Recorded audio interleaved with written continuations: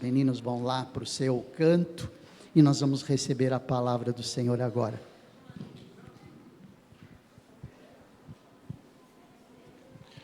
Bom dia, gente. Bom dia. Bom dia. Bênção, muito bom ver vocês, é muito bom a gente poder compartilhar desse tempo da palavra de Deus, nessa manhã agradável, de tempo agradável, nem quente nem frio, não é? Que bênção que foi ontem. Que bênção. Eu costumo dizer assim, quando a igreja segue sem o grupo de homens ativo, é de um jeito que ela segue. Agora, quando o grupo de homens realmente se envolve, a igreja não segue, ela decola. Por quê? Porque nós somos um corpo e todos nós somos fundamentais no desenvolvimento do ministério de Deus aonde a gente está. O ministério é de Deus, a obra é de Deus, o plano é de Deus, o programa é de Deus, a restauração é de Deus. E a gente tem o privilégio de participar disso. E a reunião desses homens, não internamente apenas, mas a reunião desses homens na missão, efetivamente, foi muito legal participar. Muito bom, muito bom. Se você não pôde ir, se programe para da próxima vez estar junto. Você sairia e, não tenho dúvida, você sairia muito, muito abençoado. Eu fiquei pensando, enquanto a gente falava dessa reunião, da casa de repouso, na verdade, da casa de recuperação. E eu acredito que todos nós estamos numa casa de recuperação. Eles, a seu modo, no modo deles, na necessidade e a partir da necessidade deles, eles têm vivido momentos de restauração, onde os nossos recursos, os recursos das igrejas, os nossos, de outras igrejas batistas, que se envolvem com a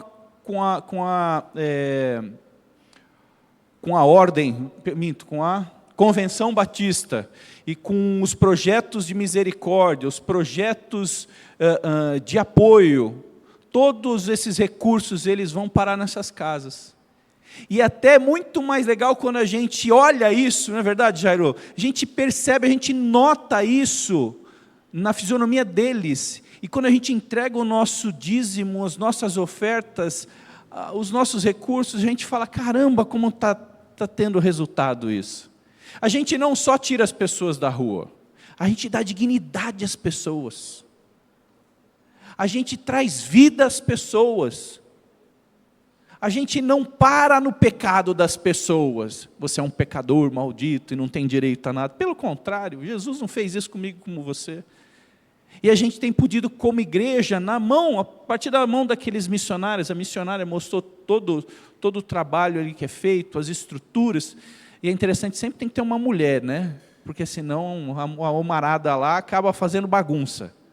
Mas estava limpinho, simples, limpinho, muito bem cuidado, comida saborosa. Então, assim, são as suas mãos, as minhas mãos ali, são os pés de Jesus, que foram transformados através dos recursos que a gente coloca à disposição, que são colocados nas mãos daquele grupo para cuidar de outras pessoas, para resgatar, para restaurar vidas, para dar dignidade para a vida humana.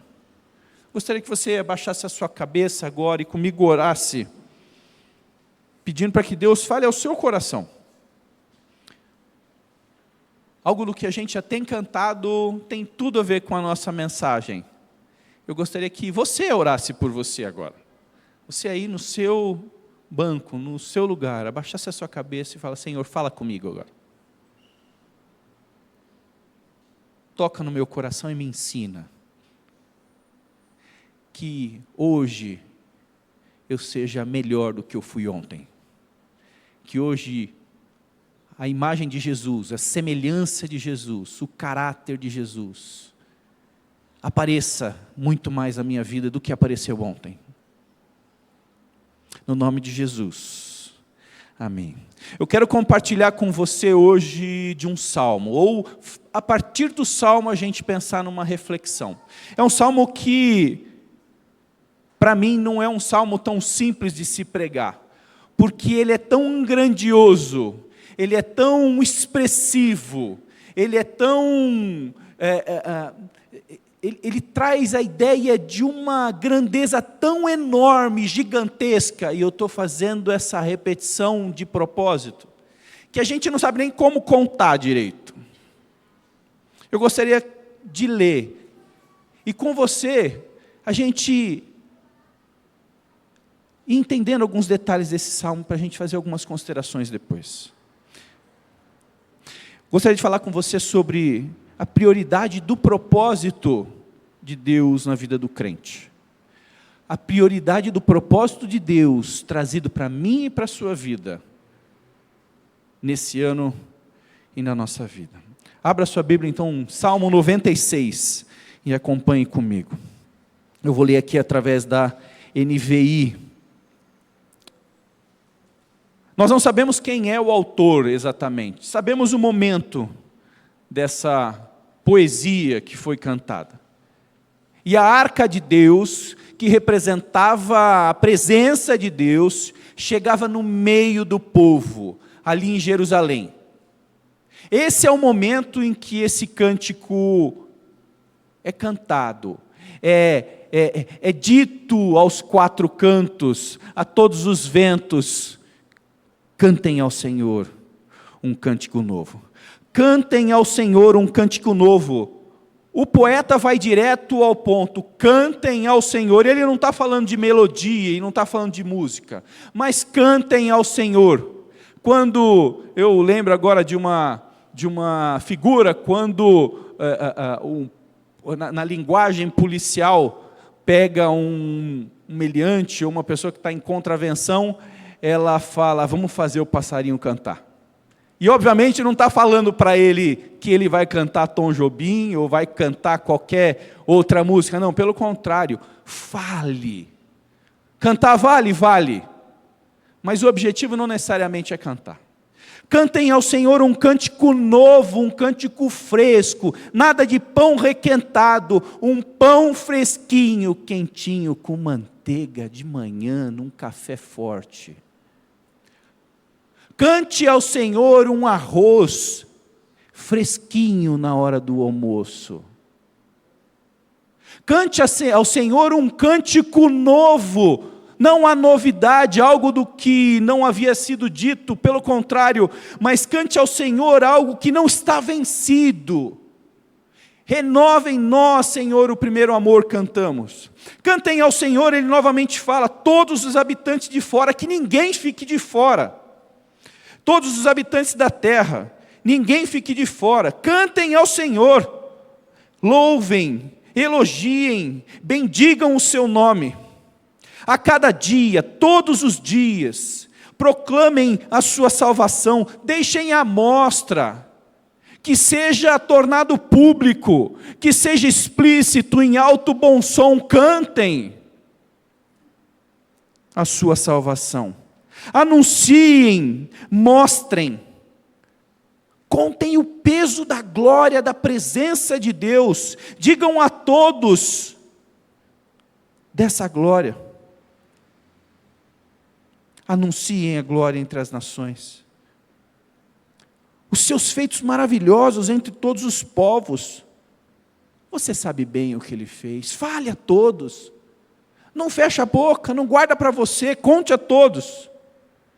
Por quê? Porque o Senhor é grande. A ideia de grande aqui é a ideia do Salmo.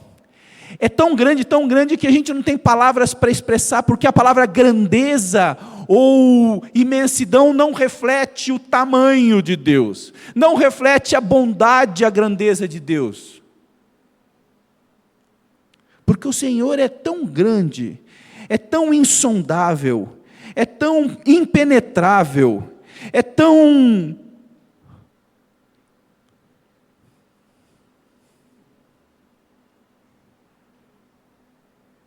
Ele é digno de todo louvor. Tudo aquilo que você fala e faz, todo esse merecimento, Todo esse elogio que você faz, ele é merecedor. Ele é mais temível do que todos os deuses. E a ideia aqui é para além do medo. Para muito além do medo. Ele é muito mais reconhecível do que outros deuses. Ele é muito mais detentor de toda a nossa atenção.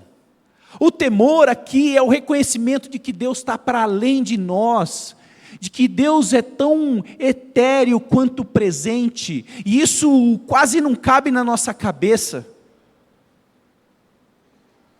É muito mais temível do que os outros deuses, porque os outros deuses, é fácil você entender, é simples, eles não são grandes como o Deus de Israel. Todos os deuses das nações, eu estou no verso 5, todos os deuses das nações não passam de nada. A palavra ídolos aí é nada, é vento, não passam de nada. Mas o Senhor, Ele tem história.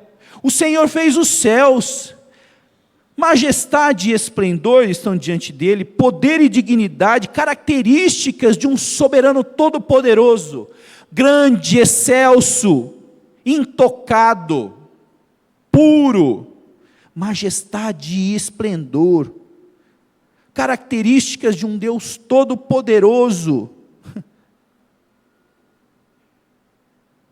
E Ele está lá, no seu santo santuário. Diante disso, portanto, o que Ele fala no verso 7? Como que Ele fala na sua palavra? Deem graças ao Senhor. Atribuam a Ele.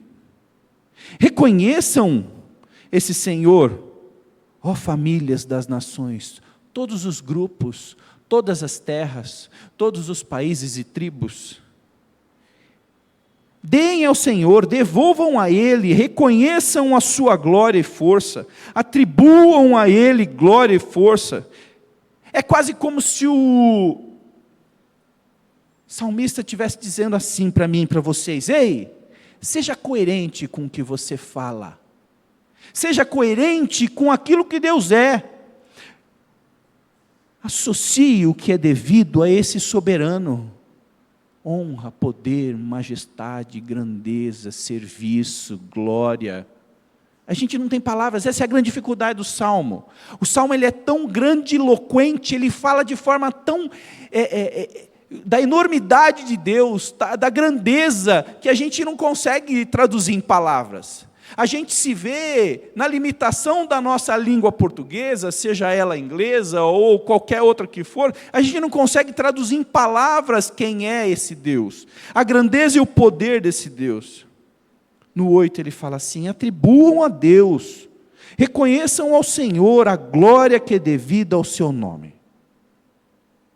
E nome expressa marca de individualidade, implicação a quem de direito. O que eu quero falar com isso? Todos nós somos carentes de reconhecer a nossa identidade. Nós vivemos o tempo todo a tentar reforçar quem somos. Seja no trabalho, seja em casa, seja com um amigo, seja no futebol, seja na missão. Nós queremos ressaltar os nossos nomes. Nós queremos reconhecer quem somos a partir daquilo que fazemos. Se eu disser para você quem é você, você vai falar que você é a sua profissão, que você é marido de quem, você é filho de alguém, você é esposa de não sei quem. Você não consegue dar identidade a você exclusivamente, você depende do outro. Deus não depende de ninguém para dar nome a Ele mesmo.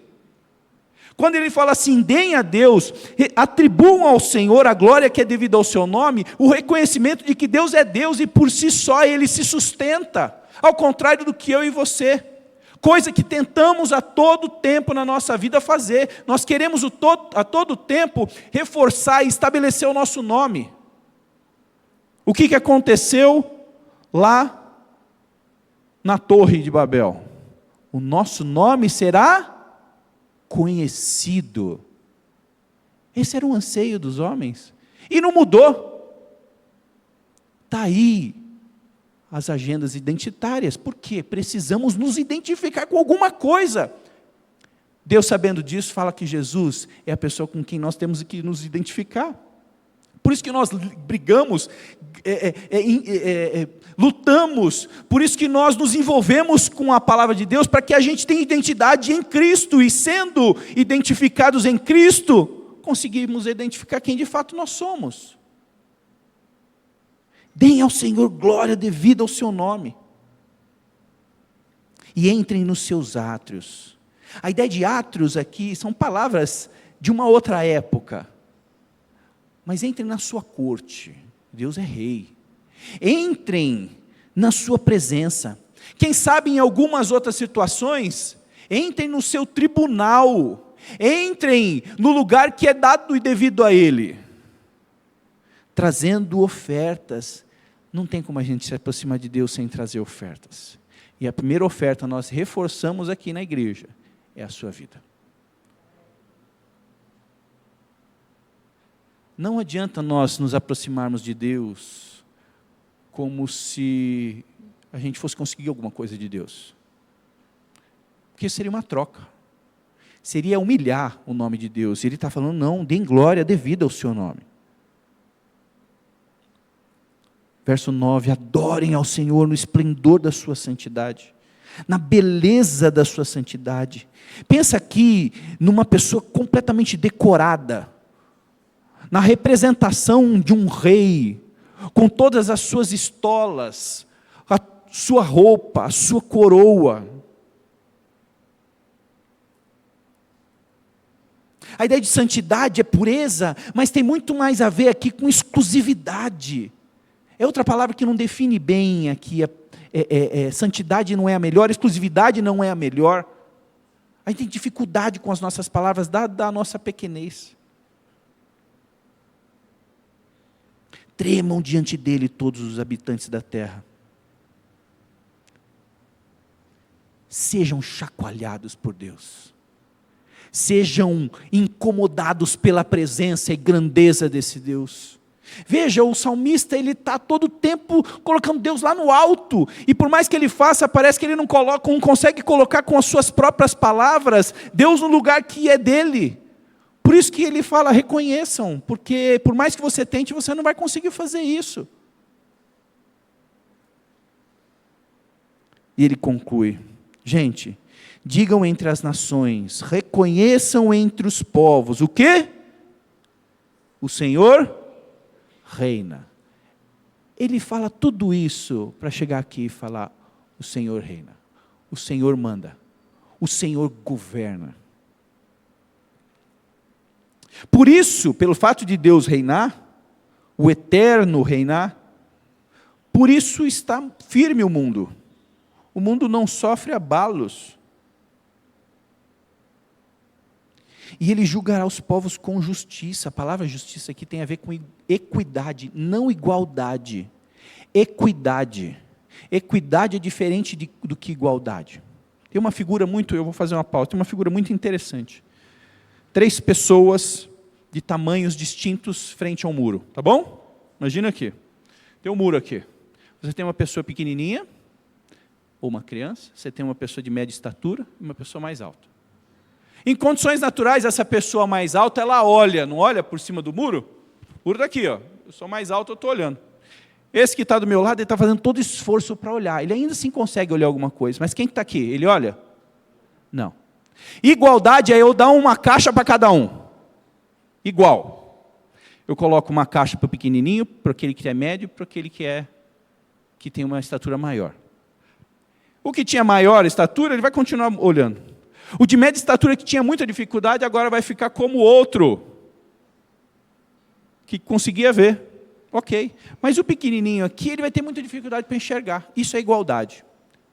Equidade é diferente. É eu estabelecer o parâmetro e colocar todos a partir desse parâmetro. O grandão precisa de uma caixa, não, ele já enxerga. O outro precisa de uma caixa só. E o pequenininho precisa de 2 caixas. Está dando para entender a diferença? Igualdade é eu dar a mesma condição para todos. Isso não torna a gente igual. Equidade é eu colocar todos numa mesma situação de vida.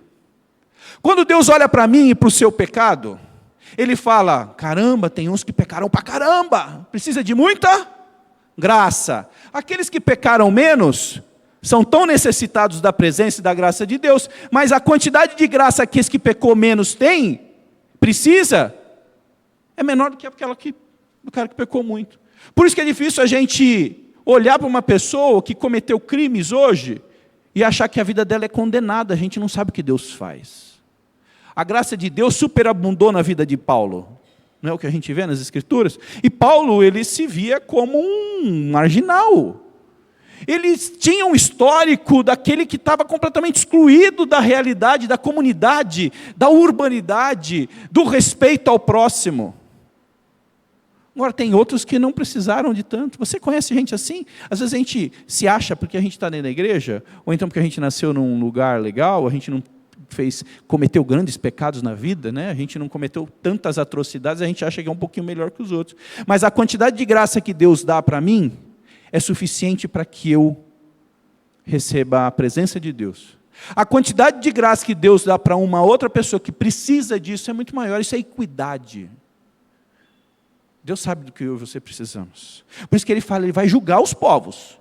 Todos serão julgados, mas com equidade.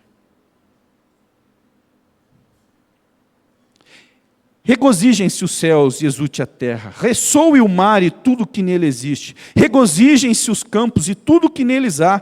Cantem de alegria todas as árvores da floresta. Cantem diante do Senhor. Ele está falando natureza. Louvem a Deus. Homens, façam isso. Mas natureza, façam isso. Árvores, cantem. Mares, bramam. Passarinhos, piem. É isso? Não sei como professores de português. Como é que... Cachorros, latam. Natureza, louve a Deus. O mundo não será abalado. Regozijem-se, alegrem-se, fiquem felizes. Mar, grite, ressoe. Tudo que existe no mar, faça o mesmo. Alegrem-se os campos e tudo que neles há. O que tem nos campos? Insetos, artrópodes. Que mais? Répteis, formigas, micróbios. Tudo louvem ao Senhor. É interessante aqui que em Romanos, abre a sua Bíblia em Romanos, fecha, segura aí, abre em Romanos capítulo 8, verso 19.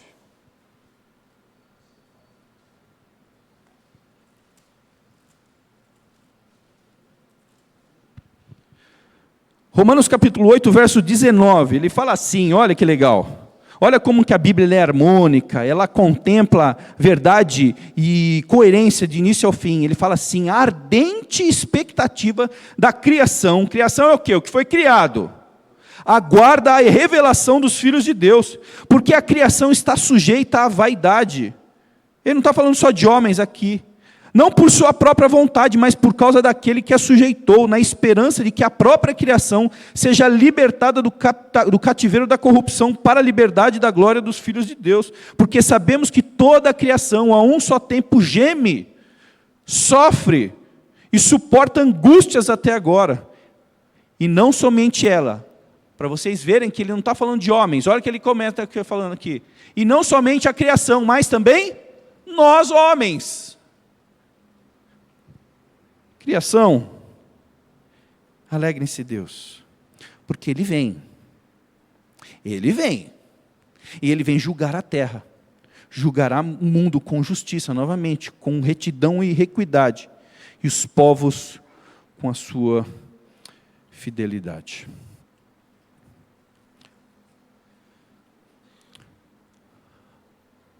A questão é, por que esse cara cantou o que cantou? Por que esse camarada fez o povo cantar? E aqui eu quero levar você um pouquinho para trás do momento desse salmo.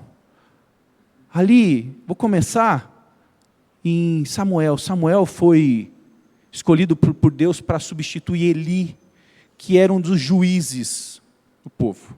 É interessante que a arca de Deus, ela estava presente onde Eli e Samuel estavam, ali em Siló.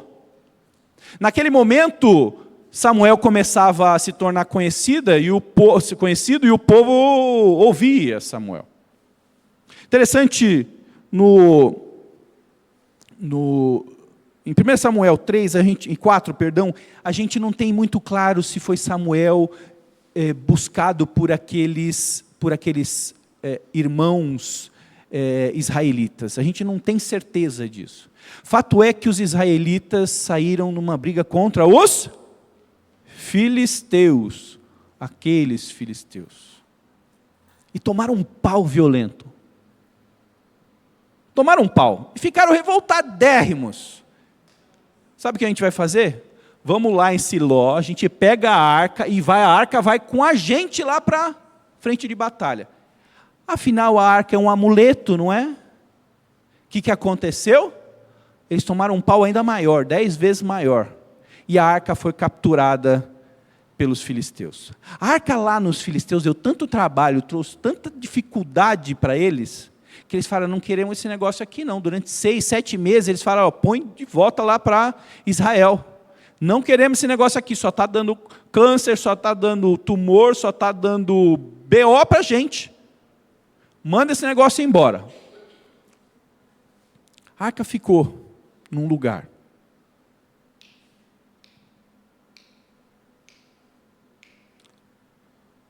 O povo hebreu falou o seguinte, gente, a gente não aguenta mais essas brigas, porque toda hora tinha uma luta, um confronto com os filisteus e os povos locais. Queremos um rei, porque esse cara vai saber governar a gente. Esse cara vai saber estabelecer a sua justiça perante os povos e a gente vai ser respeitado, porque todo mundo tem rei, a gente não tem rei. A gente precisa de um rei, queremos um rei. Foram na Paulista, queremos um rei. O que Deus falou? Samuel, dá o rei para eles. Não foi você que eles rejeitaram, foi a mim mesmo. Eles querem um rei? Dá o rei, segundo o coração deles. Deus foi lá no coração do povo e falou assim, já sei o que esses caras estão querendo. Um cara que é bonitão, que é fortão, fala bem, que está aqui para ter uma boa presença e o pessoal vai respeitar. E chegou Saul. Saul tinha 2,5 metros de altura, fortão, aquele cara bonitão de Hollywood. Todo mundo ficou babando pelo cara. Saul é rei. Deus falou assim para Saul, Saul, você vai governar o meu povo. Acho que Saul só entendeu, você vai governar. Ele não entendeu que o povo era de Deus. E começou a fazer o que dava na telha.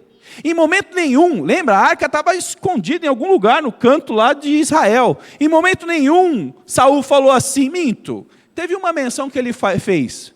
Olha, está uma bagunça aqui no povo, vamos, Samuel, vamos trazer a arca então.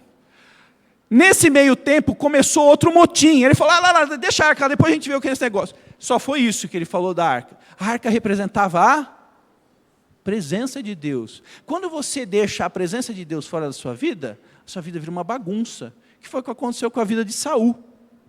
A vida de Saul virou um inferno. Saul passou. Veio Davi. Veja, eu estou contando rapidamente. Veio Davi. Primeira ação de Davi. Vamos trazer a arca de Deus. Vamos trazer Deus para o meio da conversa. Vamos considerar que o povo é de Deus e eu estou aqui apenas servindo. Ele faz esse movimento e quando a arca chega, esse salmo é cantado. Você entendeu? A grande questão é que a gente está diante de duas perspectivas aqui. Duas perspectivas. Nós temos a presença de Deus. Você tem a opção de rejeitar a presença de Deus ou você tem a opção de trazer a presença de Deus para próximo de você. Foi isso que aconteceu, Saul e Davi. Dependendo da escolha que você fizer, você vai cantar esse salmo. Caso contrário, você não vai cantar esse salmo. Gostaria de observar, Davi. Davi busca constantemente orientação divina para os ataques militares, mesmo antes de ser rei. Ele chega para o sacerdote e fala, Senhor, o sacerdote é aquele que trazia a mensagem de Deus, não é? Fala, Senhor, eu preciso Minto, para o profeta que trazia a informação de Deus.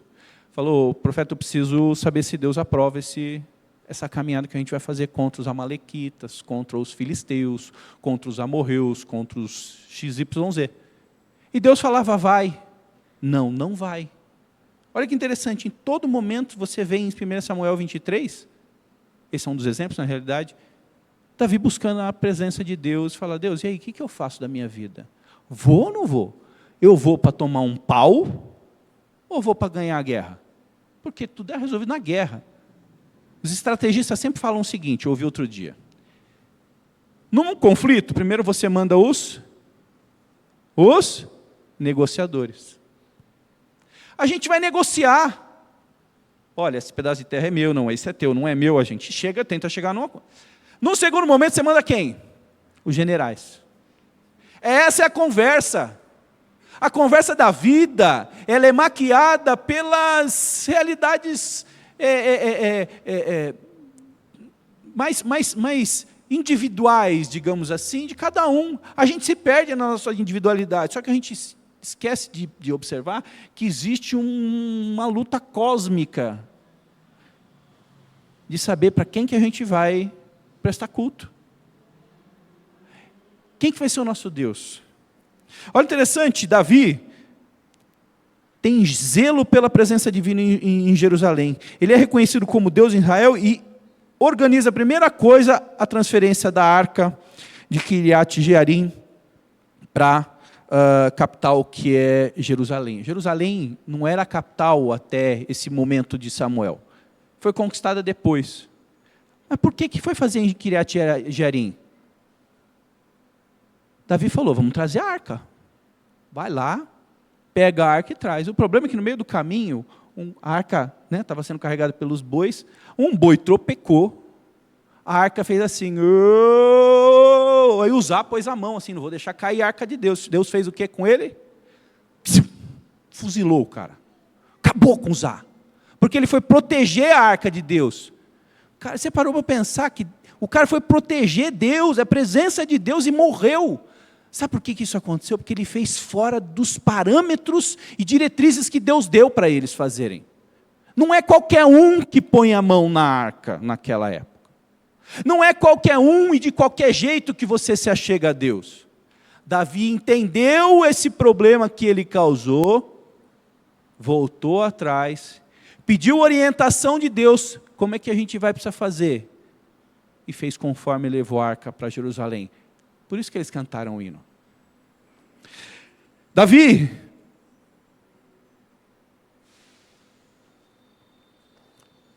deseja construir uma casa para Deus, porque ele vivia num palácio.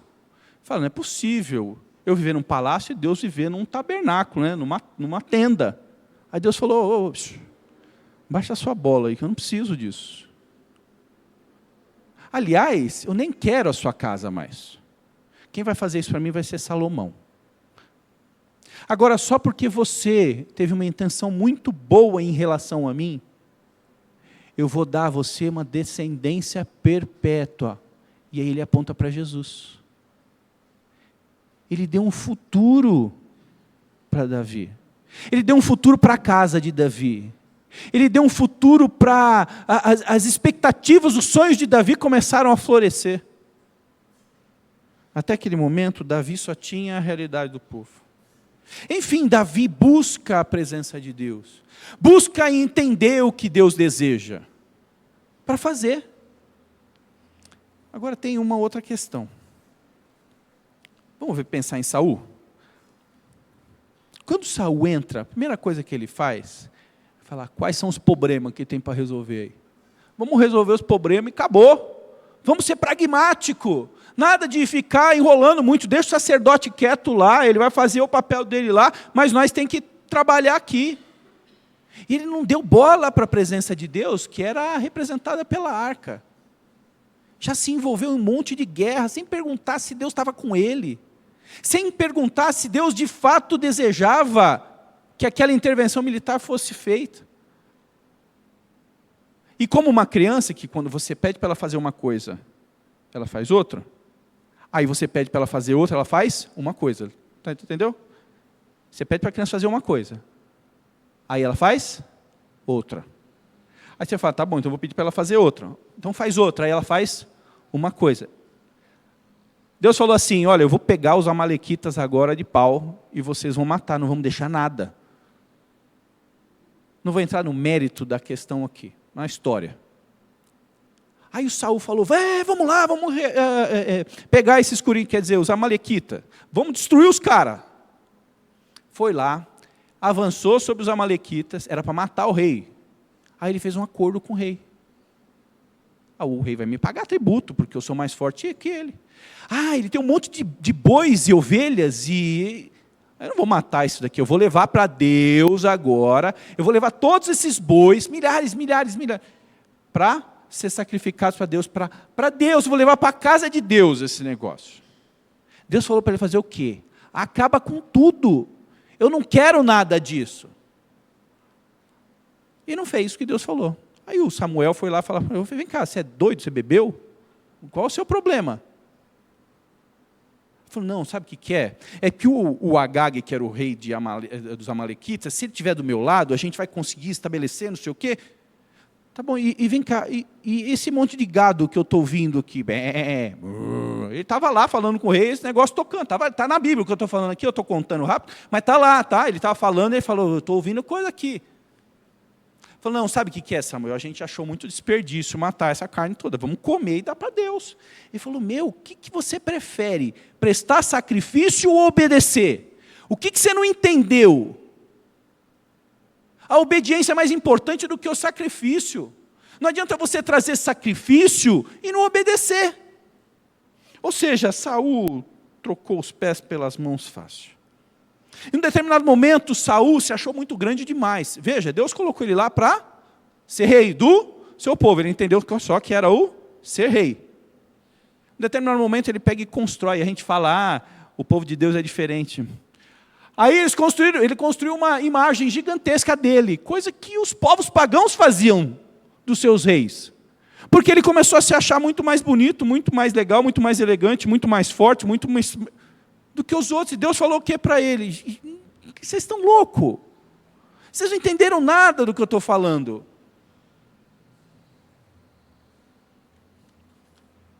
Resumindo, Saul foi reprovado. Saul, você não vai ter futuro. Não é isso que eu quero para o meu povo. Depois de toda a história que provavelmente se você participa da escola bíblica, você já deve saber, entrou Davi. Gente, a gente vive estou contando tudo isso para explicar o Salmo e a origem do Salmo. As perspectivas que a gente tem diante dessa realidade que é colocada na nossa frente. A gente Hoje, na realidade, é muito falado sobre ter propósitos. Você tem que ter o seu propósito. Já ouviu falar isso? Você tem que ter o propósito. O seu propósito, você precisa descobrir o seu propósito. Você precisa saber quem que você é. Você precisa reafirmar a sua identidade. Você precisa lutar pelos seus direitos. Veja, você precisa fazer eu faço, eu quero, eu. A seta, o vetor de direção está para si. Não está para o outro. Por isso que Jesus fala, olha, ame o próximo, porque amar a si é fácil, você faz isso sem piscar, desde a hora que você dorme até a hora que você dorme, entendeu? Sempre você faz isso. E essa busca de propósito que a gente tem identificado como sendo um movimento nas nossas redes, e até um movimento meio cultural, tem muito mais a ver com a gente tentar acalmar aqueles anseios mais profundos que tem no nosso coração. A ideia central dessa busca de propósito é encontrar um sentido, ou então uma missão que norteie a vida, e que dê significado às escolhas, às ações e ao cotidiano da gente, porque a gente perdeu o sentido. A gente perdeu interesse nas coisas. Eu preciso sempre de algo muito mais forte. Eu preciso sentir prazer. Eu tenho que viver a minha felicidade. Eu tenho que correr atrás dos meus interesses. Eu faço, eu quero, eu preciso, eu vou, eu falo, Nós somos o umbigo do universo. Cada um de nós somos o umbigo do universo. Nós somos o centro do universo. A grande questão é que as Escrituras nos ensinam que o verdadeiro significado da vida não é encontrado numa busca individualista por sucesso, realização pessoal ou felicidade. Enquanto a gente correr atrás de sucesso, realização, felicidade, dinheiro, amizades, likes, a gente vai continuar correndo enquanto tiver fôlego. E a hora que acabar o fôlego, você vai continuar tentando correr, sem ter alcançado aquilo que você imagina.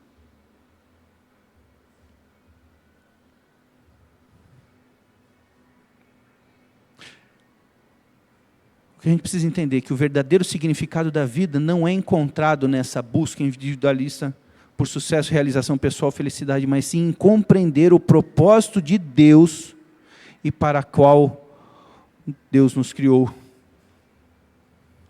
Um autor, Rick Warren, ele apresenta 5 itens para começar a conversa, que são bem interessantes, eu quero ler para você aqui. Você foi planejado para agradar a Deus, você não foi planejado para agradar a si. Esse foi o grande problema de Saul, e foi a grande solução de Davi naquele momento. Saul descobriu, não sei por que meio, que ele precisava agradar a si mesmo, lutar pelos seus interesses políticos e religiosos, pelos seus interesses geográficos. Saul achava que o propósito da vida dele era agradar a si mesmo, era satisfazer as suas vontades. E a gente vê na declaração de Salomão, um pouco mais para frente, o quanto era possível esses reis fazerem isso. Ao contrário, Davi entendeu que o propósito da vida dele era servir a Deus, servindo ao seu povo. Sabendo que o povo não era dele. Aliás, uma das características de Davi era que Davi, naquele tempo, ele destoava de todos os demais reis. Davi não era o que a gente chama de absolutista. O que era um rei absolutista? A minha palavra é essa e acabou, ninguém mais tem que dar opinião nenhuma. Pelo contrário, a gente vê Davi perguntando para os homens, o que vocês acham disso? Vocês concordam com isso? Vocês estão comigo? Davi não se dava o direito de fazer o que ele queria, porque antes de fazer o que ele queria, ele buscava a Deus. Deus, eu vou ter sucesso? Será que eu vou conseguir fazer isso? Será que eu vou ter êxito nos meus empreendimentos? Você não foi criado para agradar a si, nem agradar a outra pessoa. Você foi criado para agradar a Deus. Essa é a dimensão da adoração. Você foi formado para fazer parte de uma família e ter comunhão, porque como nós falamos ontem com os homens ali naquela casa de recuperação, eu sou, e o que sou, sou por causa de você. Eu só sou alguém por causa do outro, eu me reconheço no outro. Os conflitos que existem exatamente por causa dessa falta de sincronia. Porque eu tento me ver no outro, e aí eu manipulo o outro. Para quem manipulando o outro, eu realizo a mim mesmo. Até porque viver sozinho, eu não ia ter preocupação disso. Agora, como eu preciso do outro para efetivar, para formar minha identidade, sem o outro, eu sou alguém sem identidade. Quando eu sirvo o próximo, e Jesus fala, ame o seu próximo, não foi que nós falamos? Você faz parte da dimensão de comunhão que Deus criou você para viver. Você foi criado para se tornar como Cristo. E aqui tem a ver com o discipulado, porque nos tornando como Cristo, definindo a nossa identidade a partir do outro com O maiúsculo, ou quem sabe, alguns teólogos dizem, a gente pode até o totalmente outro, aquele que é completamente transcendente. Eu consigo identificar quem eu sou.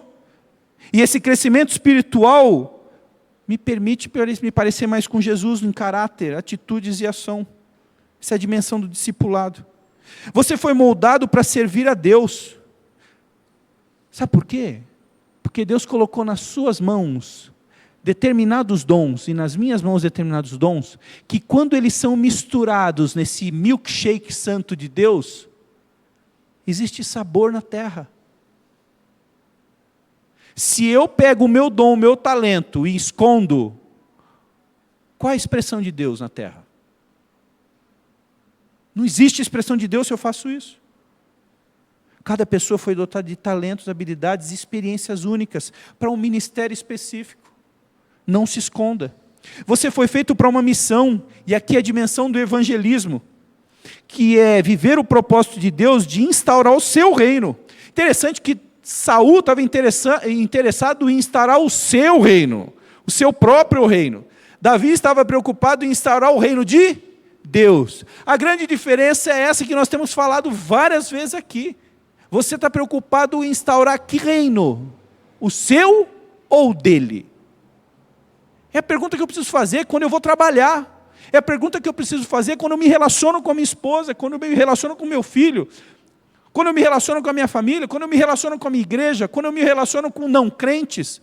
Eu estou querendo instaurar, efetivar o reino de quem? Jesus, que era Deus, se encarna e fala para a gente assim, que o teu reino, ou seja, que o reino do Pai venha. Ele fez isso. O reino é de Deus. Jesus vem instaurar o reino de Deus. Aí eu fico tentando, na minha limitação e incapacidade, ou quem sabe naquilo que eu acho que eu tenho de habilidades muito diferentes dos outros, instaurar o meu reino sobre a terra. Por isso que a gente não se encontra. Por isso que existem ansiedades, depressões, transtornos diversos, porque a gente fica tentando fazer uma coisa para a qual a gente não foi feito para fazer. Para que você usa um martelo? Para bater o prego. Tenta parafusar um parafuso na parede com um prego, com um martelo. O que vai acontecer? Você vai destruir o prego e o martelo, e a parede. Você vai estragar tudo. Deus fez você para um objetivo, esse objetivo é louvar, é engrandecer a Deus, é instaurar o reino de Deus. Davi descobriu isso. Por isso que ele cantou o que cantou. Por isso que ele falou, gente, cantem, cantem, cantem, cantem, cantem, cantem, é isso mesmo, esse é o caminho, vamos lá. Porque Deus é grande, Deus é bom, deem, reconheçam a Ele, atribuam a Ele a dignidade e a grandeza que Ele merece. Porque ele entendeu que o reino não era dele, o reino era de Deus. Quando Davi falou o seguinte, olha Deus, eu preciso administrar o teu povo. Saul falava, o meu reino. É o meu reino ou é o teu reino no caso de Deus? Quantas vezes a gente vai ficar dando murro em ponta de faca? Viver a Missio Dei, essa expressão latina, é viver a história do povo de Deus, segundo a perspectiva de Deus. Foi o que Davi fez. Ele não tentou inventar a roda. A história de Deus estava dada, do povo de Deus estava dada. Deus já tinha falado, olha, esse é o meu povo, eu decidi que ele é o meu povo. E eu não vou abandonar ele. A gente vai se aliar a Deus, ou a gente vai contra Deus? Não tem a ver comigo e com você. Viver a Missio Dei não tem a ver comigo e com você, mas com aquilo que Cristo quer fazer em mim e através de mim. Tem a ver com o propósito da existência de Jesus em nós. Para que Jesus habita em você? Para você ser crente na sociedade e falar que você é uma pessoa que vai na igreja? Se o Espírito de Deus habita em você, se o teu coração é governado por Deus, o que a gente está fazendo da nossa vida? A gente está doente. Por isso que nós ficamos adoentados. Porque a gente vai tentando construir o nosso reino, quando Deus coloca o Espírito dele para colocar dentro da gente para construir o reino dele. O ser humano foi criado para andar com Deus. E lá em Gênesis a gente se perdeu. Nós somente encontramos sentido na vida quando fizermos a missão de Deus, da missão de Deus a nossa missão. Quando a gente entender que a missão de Deus for a minha missão, aí a minha vida vai começar a entrar nos eixos. Não se trata de ganhar dinheiro. Não se trata de de comprar bens. Não se trata de casar e de deixar de se casar. Não se trata de se alegrar ou de se entristecer. Não se trata de viver ou morrer. Não se trata nada disso. Se trata de entender que a missão de Deus precisa ser a minha missão.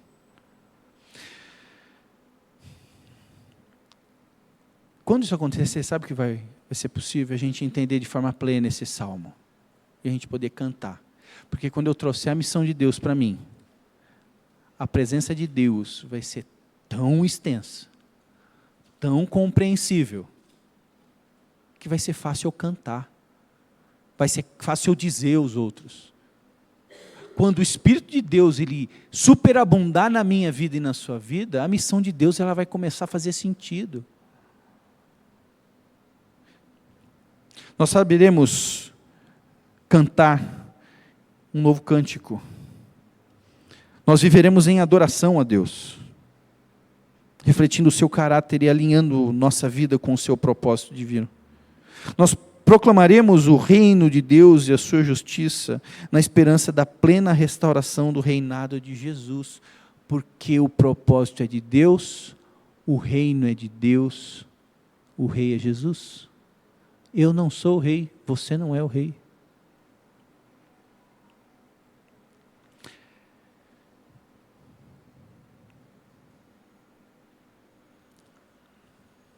O que a gente precisa fazer é se juntar a Deus naquilo que Ele já está fazendo. Não se trata de nós, mas se trata de Deus e aquilo que Ele está fazendo.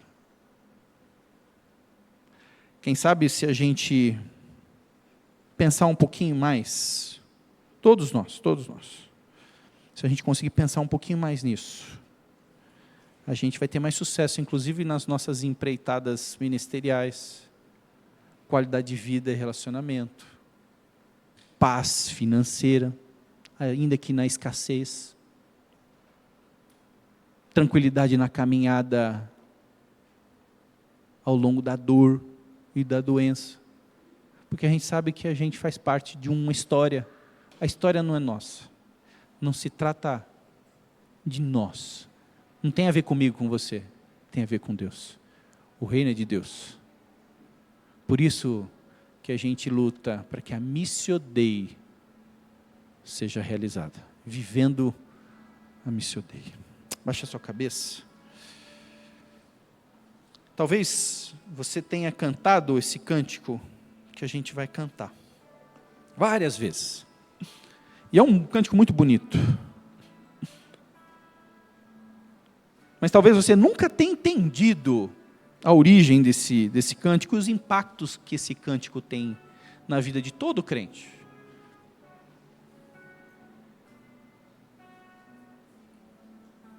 Que a gente possa se lembrar de que a missão é de Deus, o reino é de Deus e nós somos instrumentos de Deus para que o reino dele seja real e plenamente implantado. Por isso que nós doamos recursos para cuidar de pessoas nas casas de recuperação. Por isso que nós nos mobilizamos para parte das nossas rendas fazerem parte do cuidado da pessoa humana, dando dignidade às pessoas. Por isso que nós queremos estar num lugar legal, limpo, arrumado, porque de Deus vem o bom, o belo e o verdadeiro. Não se trata de mim e você, se trata de Deus. Vamos cantar.